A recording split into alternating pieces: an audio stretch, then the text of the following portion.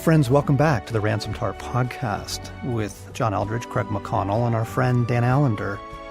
We're picking up part 2 of a conversation we began last time about restoration, about the human soul, the heart, the damage that's taken in this world, and the hope that the presence of Jesus actually does bring not just an ability to manage your brokenness, but actual restoration, and something that 3 of us have not only brought to and ministered to other people, but we're currently experiencing. It's something that now, fresh, new, current for our own lives as well. So I just kind of want to jump back into the conversation on how God brings restoration. Dan, could you unbutton these arm sleeves that they're so tight this morning, wrapped around my body? Well, we need to know that you're going to be safe before. I'll be safe, I promise. So, John, how about you? As you were saying with Dan, kind of mapping out what you hoped and wanted and sensed God, what was one of your passionate things to communicate on the restoration of the heart? It's interesting. It's almost like if you could draw a spiral on a piece of paper and it grows tighter and tighter and closer towards the center. You know, over the years, we've talked about the masculine soul and the feminine soul. We've talked about father wounds and how defining they can be. And then Stacy introduced mother wounds and how defining they can be. And, you know, we've talked about how warfare jumps on this stuff, and the Ephesians 4 dynamic of, man, if you let any of this just sort of get buried over years, the enemy just sets up camp there. And, you know, we tried to talk about the sort of the complicity of how, yes, woundedness, yes, self-protection, but then, man, the enemy in there and getting closer and closer to the center. We talked about damage to the soul. And now I feel like, personally, where Jesus has been taking me closer and closer to the center is the idea of integration. Like, if there's one thing I kind of want to say now, and one thing we want to talk about and also illustrate in the conference is we all have these younger places in us. The trauma, abandonment, assault, warfare, frankly, will do it. For the sensitive soul, disappointment will do it. We have these broken places in us, and we were describing that sense of you're going along through your day and you're feeling good. You know, you're feeling 48, you're feeling 62, you know, you're feeling 25, you're feeling your current age. You're like, yeah, I'm living well and I'm with God. And then something happens. There's an event, there's a news report, you know, something, and suddenly you feel 7. You don't feel 38 anymore. You feel 7, you know, you feel 16, and you are. Like, that reality is true. And, you know, Isaiah 61, where Leb Shabar, the Hebrew for broken heart, is literal. It's not a metaphor. It's not poetic language to talk about those who are sad, Jesus will comfort.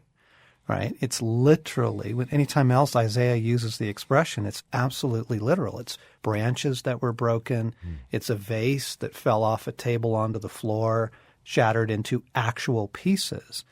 And then in the New Testament, when James is talking about the double-minded person being unstable, that word, that's not well translated. The word literally means split soul. It's a split soul. And yes, you're going to be double-minded as a result of that. But double-mindedness is almost like the symptom. But what's the condition is this actual brokenness in us. And what Jesus has been walking me through more and more in the last couple of years, and just seeing the centrality, the importance, the beauty, the helpfulness of integration, of having these young places that you were describing, sitting there with your counselor, and suddenly there's a 3rd grade Craig and a 7th grade Craig, and having these places come back into one being. George MacDonald has this beautiful line where he says, gather my broken parts into a whole. Let mine be a merry, all-receiving heart, and make it a whole with light in every part. Like that's what we want. We want wholeheartedness. And in order to get there, for me, as we were sitting around yesterday thinking, okay, what are the core things? You know, we've only got 2 days. We've only got, 8 sessions. What can we get said? And for me, one of the first things I tagged up on the board was integration. We've got to talk about it, describe the process of how Jesus facilitates it, ushers it in our lives.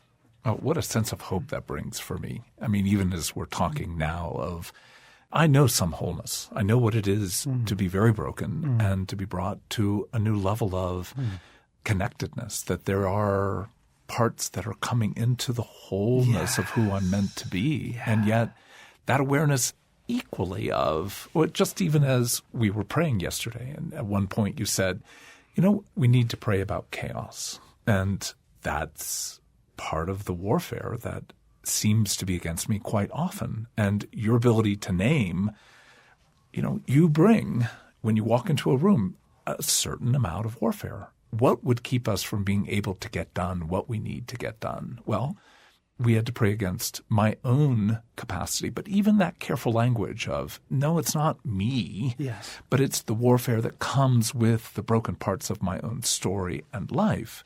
So to be able to name that and to go back to that phrase of to do that without feeling accused. Yes. To feel that at the level of course, the last thing I want to bring into a room is chaos. My chaos, yes, to some degree, but the chaos that accompanies the broken parts of my own life. And then to be able to know, oh my goodness, Dan, there is so much more healing ahead. One of the things that we're going to do in this conference is to invite a person to engage their story with us. So rather than just teaching, we're going to have what you have called in the past a clinic, a kind of live demonstration. And I'd like to volunteer for that. I would too. It was so funny. Stacy was asking last night, we were sitting at dinner, and Dan and I were talking about the conference and what we're going to do. And we're going to explain these different categories of trauma and brokenness and then the hope of integration and how it happens. And Stacy's like, can I be that person? Yeah, love to. Yeah. Be a long line. Well, I don't know if that's true. Yeah. But at least those who know that there is that brokenness, but also the freedom that you have already known in the gospel gives you that allure and taste of, if this is as good as it is, I want more. Yes. And that more, knowing it really is available, but back to that frame of you can't find it when you're hiding. And you've got to open your heart to being able to name some of the damaging events that evil has used, but also your own part of resentment that has allowed that foothold to take place. It's a frame of repentance that opens the heart to the kindness of God. It's just, in one sense, who would not want? Yeah, huge. I know story is important to both of you, and I know that's going to come up in the conference. Say a little bit more about that. That may not be a familiar term to some of the listeners today. Well, let's just start with one thing. The events of the past form us. And those formative moments have a chance to really be changed. But you can't change the past if you don't engage it. And so the simple point of, Toynbee and others have said in a much more cultural sense that any country or people group is doomed to repeat the past if they don't know it. Well, if that's true with large cultures, why wouldn't it be true for an individual? If we don't know our past, we're going to repeat it. And often we repeat it thinking it's inevitable and even more tragic that it really is good. Well, there is much good about even how the harm of the past has formed me. But we want more wholeness. And part of that labor is, will we open our heart to how generations, not just even our own past, but our family. And then generational sin has an influence. So even the role of curses against you, your family, against your people have to be engaged in order for there to be a full sense of freedom. Huge. Craig, I think people's confusion about the importance of story partly comes from we've been given a very propositional Christianity, that we have a body of truth that is so precious to us. Here is what the cross accomplished. Here is your hope of resurrection. Here is the assurance of forgiveness. We have these, Jesus of Nazareth really is the Son of the living God. We have these core truths that we cling to, but we forget that when God tells all of that, he tells it in the form of story. God is a storyteller. Yeah. God is writing a story, the story of the human race, your own story. And the scriptures are given to us in the format of a story. The Bible doesn't read like a theology textbook. God could have written a theology textbook, and it would have been very interesting to read. But why didn't he?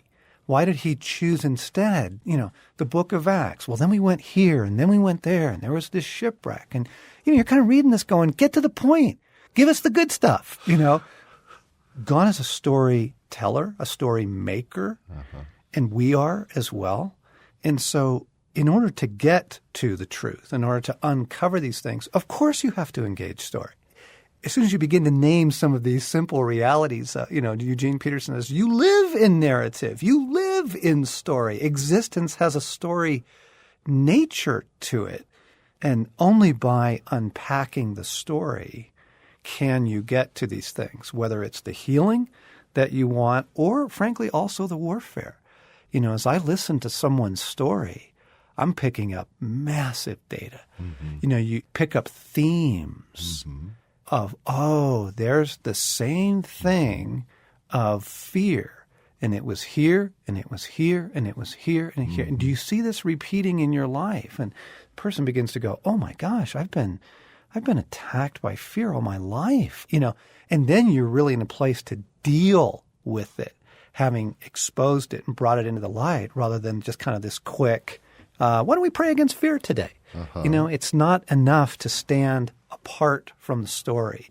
Entering into the story will open up doors for both healing and to get the darkness out of here. Yeah.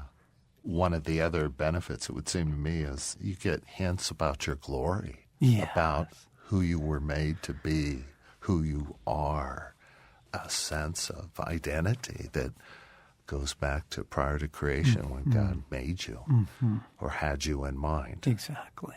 It's so hopeful to know that the heartbreak of our past, God intends to bring goodness out of it. That simple phrase and yet profound of Joseph at the end of his long narrative. You meant it for evil, and God meant it for good. No explanation, yet the holding of that reality of the intent of one is not going to cancel out the intent of God, and weaving into our lives this tapestry of heartache and yet hope. It allows us to live death and resurrection in a way in which we invite through our story into the larger story. And I can't even begin to tell you how many times over the last decade, I've prayed the morning prayer. I am not the hero of my story. Yes. I mean, if there's a phrase, there are many phrases in that morning prayer, but if there's just one that when it's said, it rings so true but so hopeful. I'm so glad I get to be part of the stage and part of the act, but thank God I'm not the lead in this. John, Dan, what else as you're thinking of this conference just stands out as something you're looking forward to presenting to those attending? Dan and I have had many conversations privately, offline, not recorded, not written down, not in any book, but great stuff that now we get a chance to do it on stage. Kind of the format is one of us will, quote, teach a session for about 45 minutes or so, and then the other will come up and we will interact on it. And I am really looking forward to that. It's the opportunity to go, wait, what? Say some more about that. I'm not sure I buy that. And just the back and forth and the playfulness, the repartee, but also the unpacking of these things. John, when you said such and such, that actually made me think of something I read years ago. And off we go on, into some deeper, more beautiful understanding.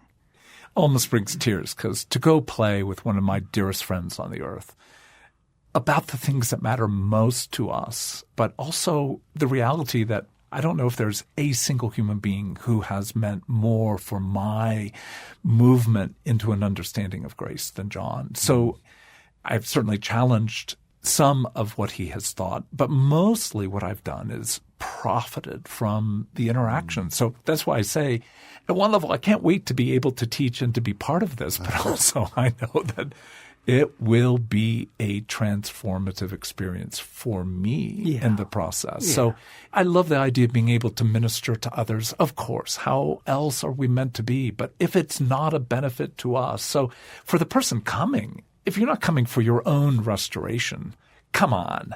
If you actually think that it's already beyond you, I don't think you'll like what you're going to hear. But the person who knows, they give a lot, but they also are meant to have so much more. That just excites me to be with that kind of person who's engaged in the battle, but also knows that they need more to be faithful in the battle. We keep referring to the conference, and if this is new to you, let me explain what we're talking about. Dan and I are putting on a 2-day conference in Colorado Springs on March 4th and 5th, so all day Friday, all day Saturday, kind of 8 in the morning till dinner time, unpacking sort of the best of, kind of going back through, our respective experience in bringing restoration to others and our own stories of restoration, and kind of cherry picking, really, and saying, if we could boil it down to some essential categories and process, here's what it looks like, So here we are in January, and it's a time of year that people think about, I want this year to be different. I want my life to be different. Like, are you kidding me? Like, come to this conference. This is probably a one-time thing. Dan has a very full world. He has, the Seattle School of Theology and Psychology. He has the Allender Center. They have their own conferences. He's got his own clients. We have a very full life here at Ransomed Heart, as you know. And so I don't know that this will ever be repeated, but here it is. Here's this opportunity in March for both men and women, young and old, who want more personal restoration and also want more understanding of how to help facilitate it in the lives of others and in the people that they love, their children, their spouses, their friends, the people in their church communities, and, of course, for those in the helping professions, pastors and social workers and counselors, therapists. Like, this is gold. It's gold. So I don't know what you're doing March 4th and 5th, but I can't imagine it's more important than partaking of the presence of Jesus. The presence of Jesus to bring about restoration. We're going to teach on it. We're going to dialogue about it. Then we're going to model it, live demonstration. And then we're going to also help invoke it right there in the audience as well. So that's what we mean when we talk about the Restoration of the Heart Conference here in Colorado Springs, March 4th and 5th. Just the crowd, just the audience it brings will be very enjoyable too. I'm sure the informal interactions and conversations and it's so rich. In fact, we intentionally didn't fill the evenings. There are no evening sessions, and we did that because we knew people would want to talk about it with one another. And also the lunch periods are extra long for the same reason, just to allow, like, whoa, that morning, did you see what happened and what was going on for you? And the opportunity to talk about it with others just informally in meals and in the hallways and interacting on that. So good. Friends, I hope that you hear our excitement in this and what a rich experience it's going to be. Really hope you can join us. More information either on our website at ransomedheart.com or at restorationconference.com. We'll show you how to get here and hotel deals and the conference details and registration and that sort of thing as well. Sure hope you can join us. It'd probably be the highlight of your year. I think I can make that promise without overstating things. I know it's going to be the highlight of our year. You've been listening to the Ransom Heart Podcast. John and Craig here with special guest these last 2 times, Dan Allender. Dan, thanks for being with us. John, Craig, always a delight to be with you.